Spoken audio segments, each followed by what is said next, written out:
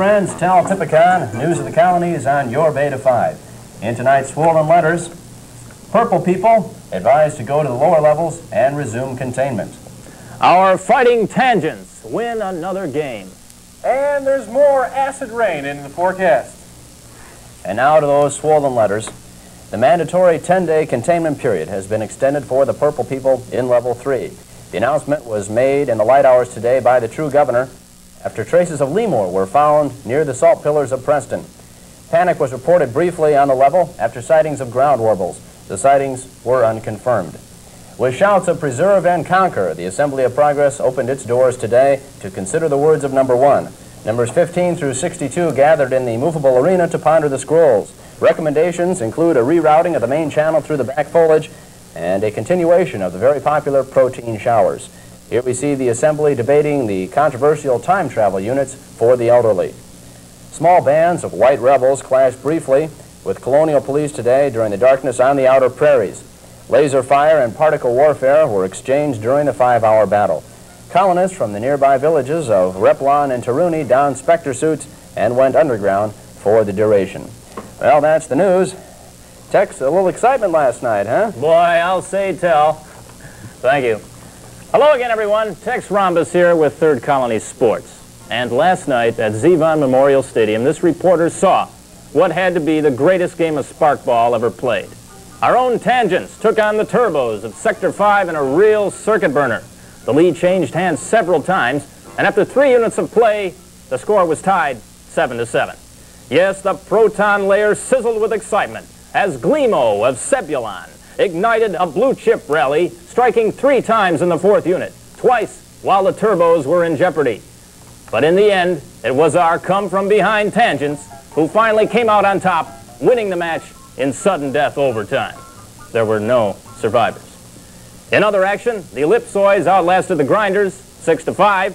It was the Neurons 12, the Tremors 4, and in a game you saw right here on Beta 5, the Blasters defeated the Probes 4-zip.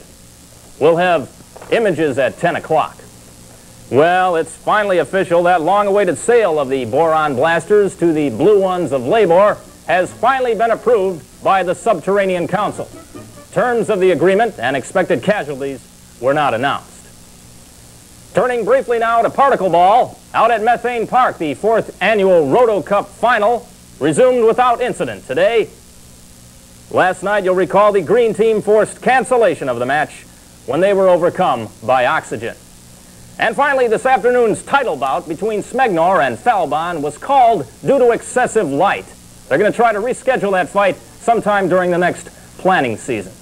That's Third Colony Sports for now. Don't forget to join me at 8:30 tonight for Celebrity Pocket Ball right here on Beta 5. Until then, this is Tex Rhombus saying, energy!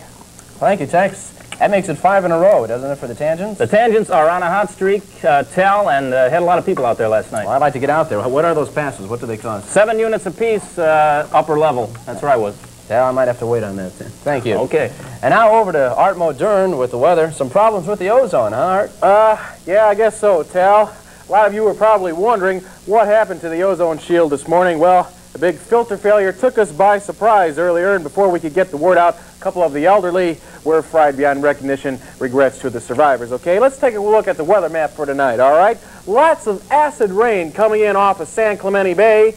The prevailing winds are going to take it right past Corn, into Cook, and maybe into Agnew. Who knows, okay? That's going to please those blue litmus people, but it's probably going to bother those red litmus people.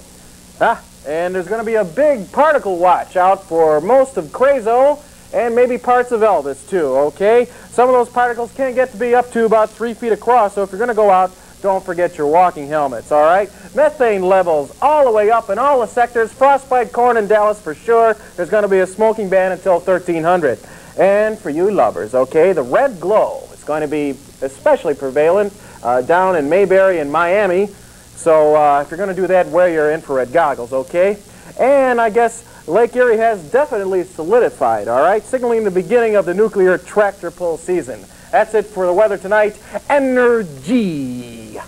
Thank you, Art. Always a fine report. Yep. Finally this evening, on the lighter side, when Weemore Snarlop visited the supplement shop in his local sector, He had no thoughts of starlight.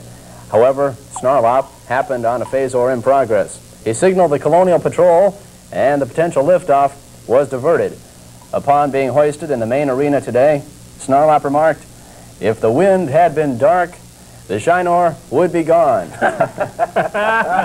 Oh, boy. Oh, goodness. That's news of the colonies on your Beta 5. I'm Tal Tipicon for Tex Rhombus and Al Mordern. Have a nice rest period.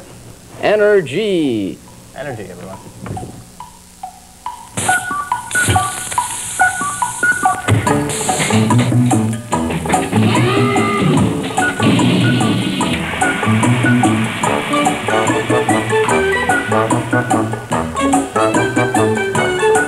Thank you.